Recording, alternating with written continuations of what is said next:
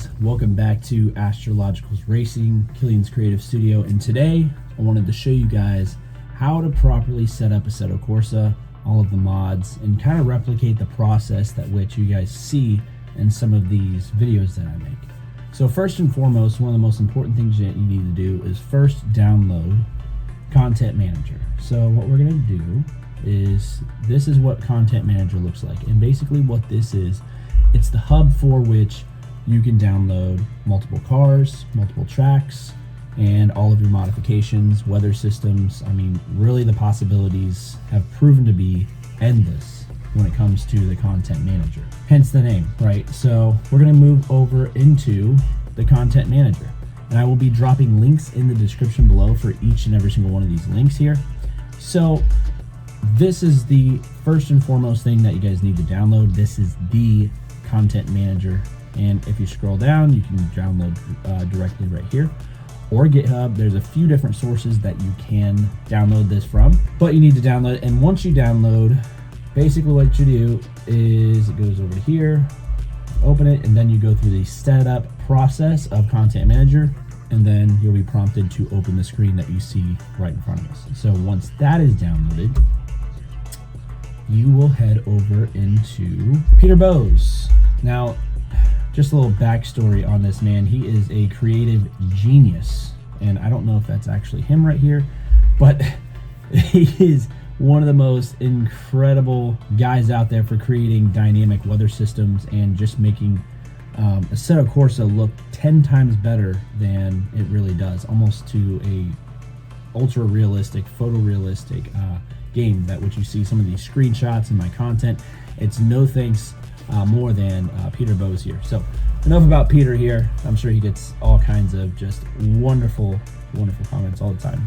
Don't want to inflate him too much, but anyways, moving down into which one here. So you will have to get a membership, right? And I think that I'm paying a total of $1 a month. If that's all it takes to support such an incredible job of what this man does, I mean, that's extremely affordable. So sign up, and this is how you get access to all of his incredible content and his other things as well.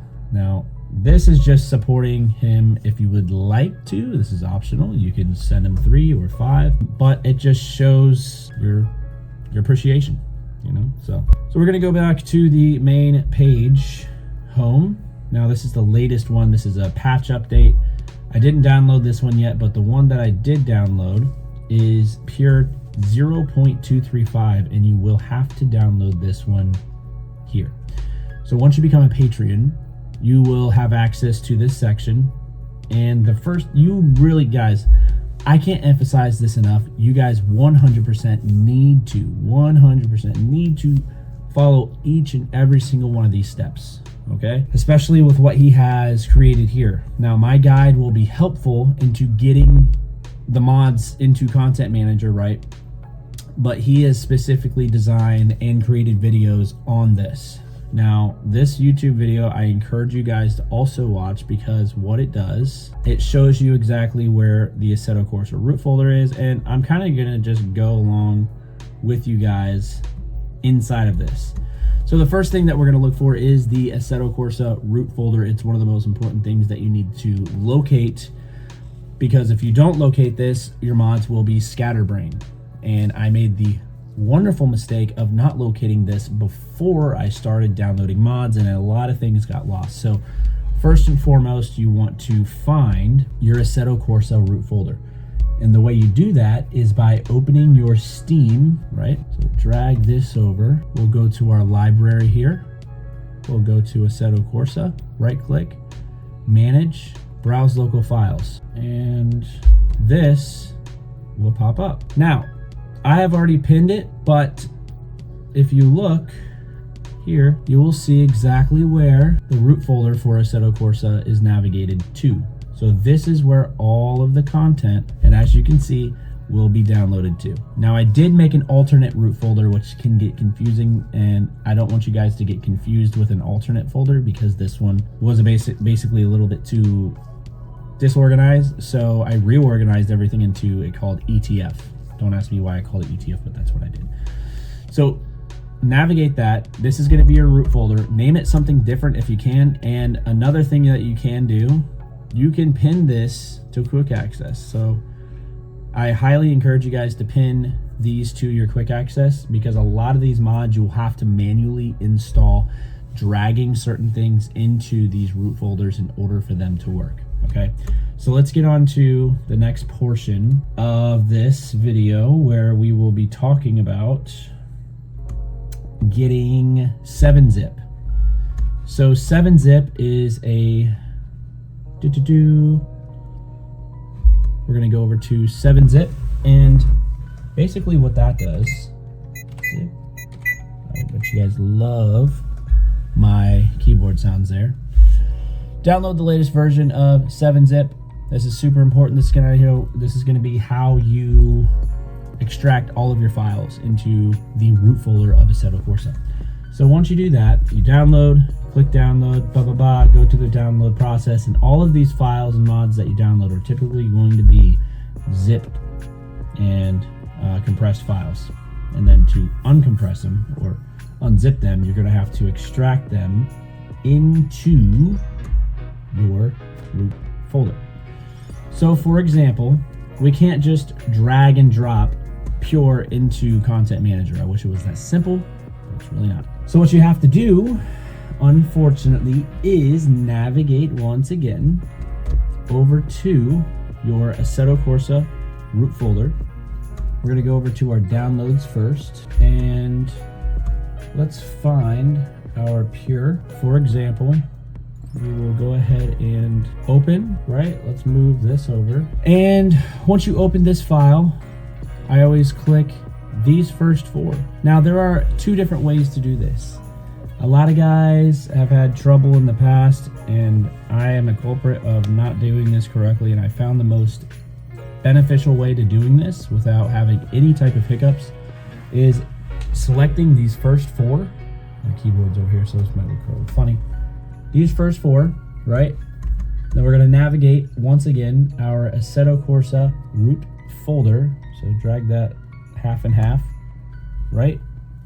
And then literally all you're doing, now I already have these downloaded, right? But what we're going to do is drag these 4 files into the root folder. You drag it into this space, literally right here. That will install Pure. Okay, and if you guys do get stuck during this, there is, just some change logs inside of here that you guys can actually see with every single one of these updates here. So it'll share some of Peter's thoughts while he's trying to achieve greater levels of realism here. So previous versions of this was through Sol Extra, which was implemented a couple years back when he first got into these realistic dynamics, and now Pure is much more accurate. Lights are static, and I feel like it's a lot more realistic, and that's just my personal opinion. I think a lot of people would agree that Pure has truly taken over in a lot of things. So here's a pretty good comparison. This is morning, darker contrast here, and this has a little bit more light emitting, and the shadows are actually a little bit more profound here as well. I think I kind of like the Sol one a little bit better though, to be honest with you. Excuse me. During the day, I honestly feel like Pure takes the crown on this one. And you guys just scroll through these things as you get through, and this is just really important things that you guys can also look up as you're downloading, so you're not missing anything. So once that is downloaded, you will go into the dynamic weather system here. You go to weather effects, Pure, and this is the default, and then it should say Pure Peterbilt 0.234, or if you have the patch update, it'll say 0.235. Select, okay. Rain effects, I like to, and I'm just going to show you a couple of these. Now, we could go through different settings in the future, but I just really want to show you these right now for now. So rain maps, high, about and updates. So we're going to keep that the same, okay? Now, this does not activate rain. This will be the second portion of this video. I'm going to show you how to activate rain now. So how you activate rain, right? So I was actually following up just to making sure I was, telling you guys the right information here. Okay, so this is all done. This is all complete. So we have Pure installed, right? Now we are going to download the latest version of CSP. Now, we scroll down to, I believe it was Happy Holidays and Joyful New Year. This is the latest version of Lights Patch. So this one is a lot easier to install. Personally, I can just drag and drop this file specifically into the root folder. Actually, I could actually drag this straight into Content Manager. I've never had an issue before. So I literally go like this, custom, you install. I can't click install because I already have it installed. So you click install, boom, done, lights patched. Then you will be able to see different versions of the CSP. Let's get to the CSP one more time, bear with me. So we go over to custom shaders patch, and then this also should be updated as well. And like I said before, weather effects, everything should have pure. That's the one we just downloaded. And then the rain effects, that should also be selected as well. And that should, in theory, give you rain. Now we're gonna go ahead and test everything out and see how this all works. And we will get into the final version of this video where we will talk about fine-tuning this realistic experience in front of us here.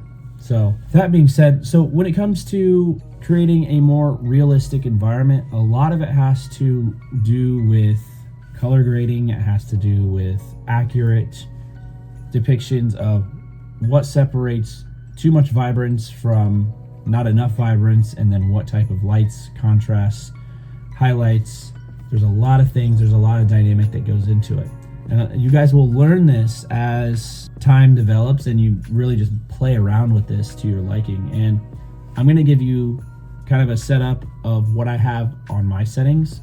And then if you guys can kind of replicate what I have on my settings, everybody's monitor is different. So that's another factor. So what may look incredible to me with my monitors in front of me may look a little different to you guys. Can't see it because I have my center screen recording. No. So if you move your mouse all the way to the right, you'll see a drop menu where you can actually go to your applications. Actually, you can kind of see it in my camera over here, but there's a drop down menu that we're going through over here. And you can see Pure Config, Pure Planner, Sim Hub, a bunch of other things. And the one that we're going to be working with is post process. So one thing that I like to tell you guys is always keep these around, 60 to 100.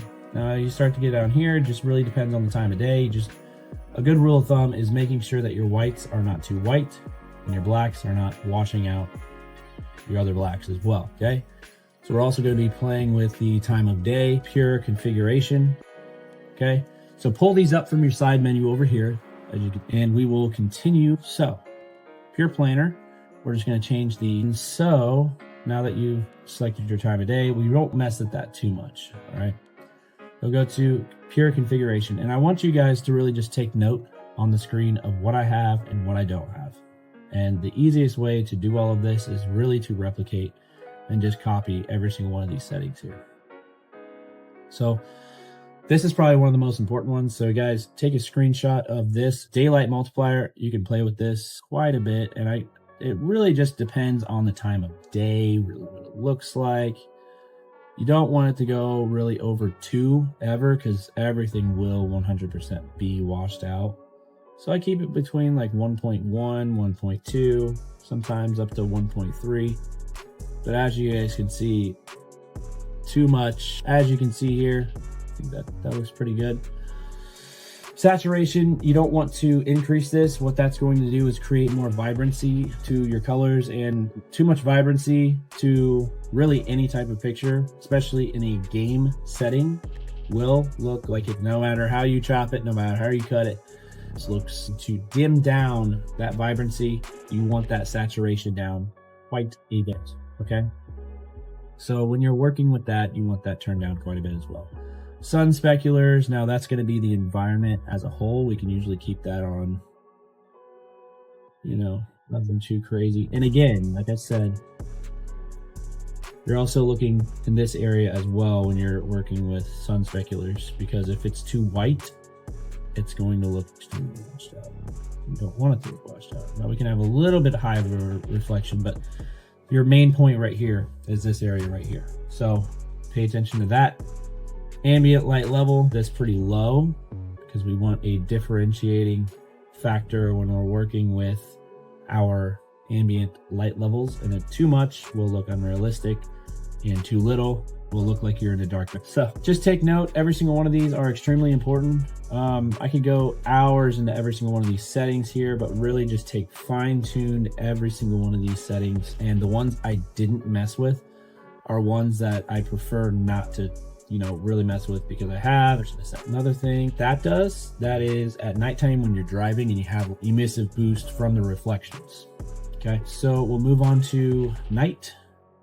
Now you can actually, what I would highly recommend is to create a whole nother filter for morning time, midday, golden hour, nighttime.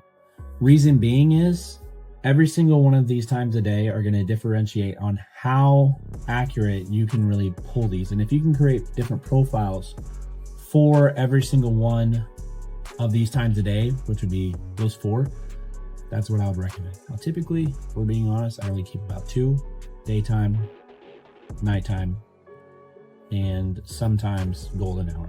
I might have 2 or 3 that I switch back and forth, but again, I'm just playing with these different types of settings. So night, this is where I have my night on. Sky level, this is where I have my sky level. Clouds, we want to enable this cloud render method because what that does is it gives us this 3D render. We'll change the brightness of the clouds. So we don't want them too bright. And then we don't want too much contrast either, you know, so that seems to look, that looks pretty good. I think they were a little bit too washed out. So again, right there. So you want a nice crisp, too crispy, then one of these two, good separation between the two. Contrast, we can increase quite a bit. You know, you don't want too much though, you know what I mean? PP adjustments, these are, again, these are a lot easier to work with. Instead of going with the light and everything like that, this is a post-processing filter that will basically be the go-to for all of your brightness, your saturation, your contrast. Now, these little values, quite a bit of change. Your saturation, I always keep that relatively low, mainly because too much, again, it looks washed out. Or just the God rays. Now we can increase this, you know, quite a bit here because now a good time of day. Okay, landscape. I don't want to get too much into this, you guys. So sun blinding is actually very fun to play with. Now playing with these, you will see different effects like so. Now this will create almost a vigente, if that's how you pronounce it, to the edges of your screen. So just be very mindful when you're sliding and playing with these a bit. You'll probably be able to see, it's very, very subtle changes that you'll be able to see here. Moving on to the camera, sound, state, track. I did not change. These are not been altered. Everything basically remained the same. Okay, save when you're done. And then now we are going to go to the post-process filter. Edit. Now what I'd recommend is following this guide if you're going to make any type of edits. This is going to be more or less the same as your pure config because both of these go hand in hand. General, I can name this anything you want. This is DKillian. I've created this myself and I will drop this in the link below. So I'm just going to give you a basic guide on how to properly color grade and basically get through this to make it as realistic as possible, because this is one of the most important things that you have to do in order to make it look more realistic. So again, saturation 85%, contrast.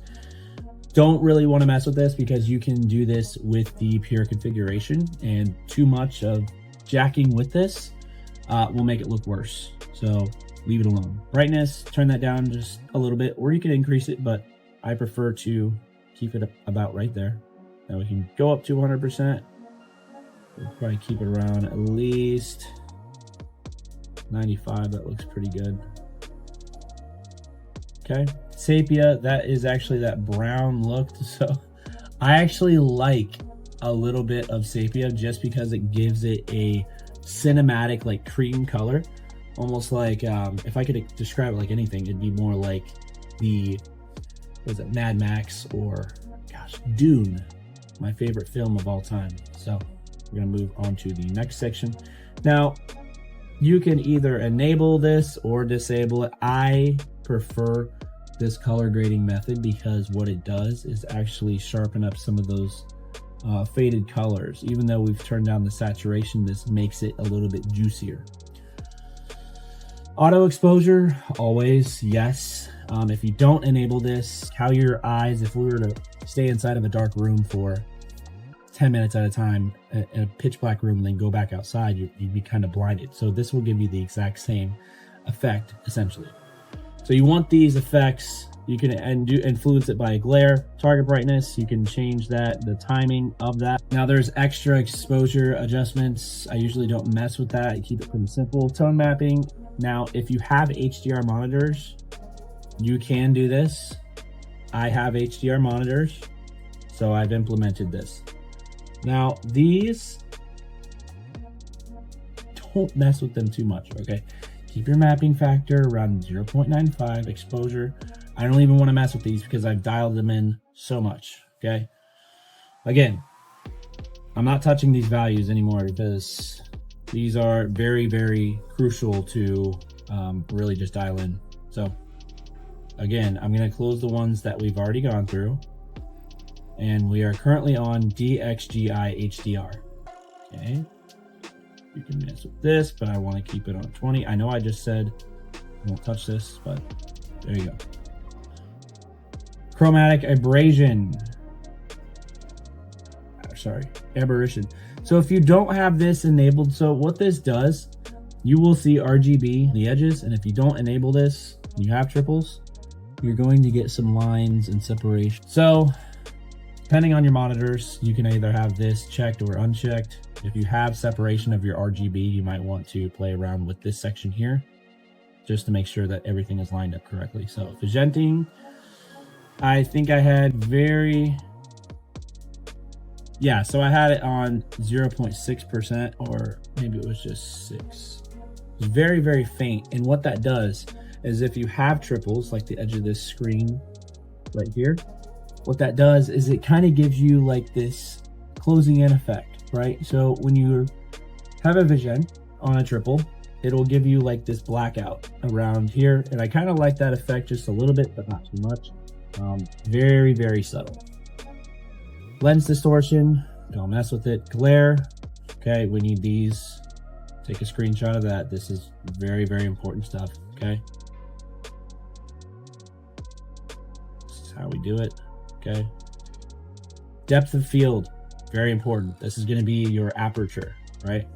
So when you have aperture, it's almost like taking a picture with a longer lens and you have that blurred out background, right? So this is like cinematography 101. If you have a depth of field of something and you're going through like a tunnel, if you're watching a replay, for example, this is a great one, and you have a side cam on the side of the road, the guy is recording, you can see where it's blurry and where it's not, and you can change the amount of bokeh, which is basically the blurry background, and how much you can increase and decrease that aperture. So we can decrease that to about 2. Let's keep it on 3. Okay. Sun rays, also relatively important. Take note of diaphragm. Don't mess with these. Feedback, don't really mess with these. Didn't mess with this. Save all of your changes, okay? Now, mine were fine how they were, okay? Again, leave it how it is. Take screenshots on how it was before, and this will give you the settings that you crave, okay? Last section of this video, again, those 3 that I introduced to you guys. Content manager, okay? CSP, okay? And the X4 Fab. Those are the bread and butter to how you create a realistic experience every single time. There are a ton of post-processing filters out there that you can get sucked into buying, or there's someone who claims they make the best. Play around with it. I mean, I could sell these realistic, ultra amazing filters, but if it looks amazing on my screen, it may not look amazing on your screen. I think that I've had pretty good success with creating these, and it looks pretty good on most people's screens, and then you get a select few where it looks kind of funny, kind of wonky on somebody else's. So I would highly encourage you guys to take this tutorial and really just dial in settings based on your monitors and how it looks personally to yourself. So with this, hopefully you guys actually gain some value out of this guide. If you guys have any questions whatsoever on how to download this, or if you guys are having issues really with anything, I would love to help you. And again, if you guys got some value from this, if you like, subscribe, and I will catch you guys next time.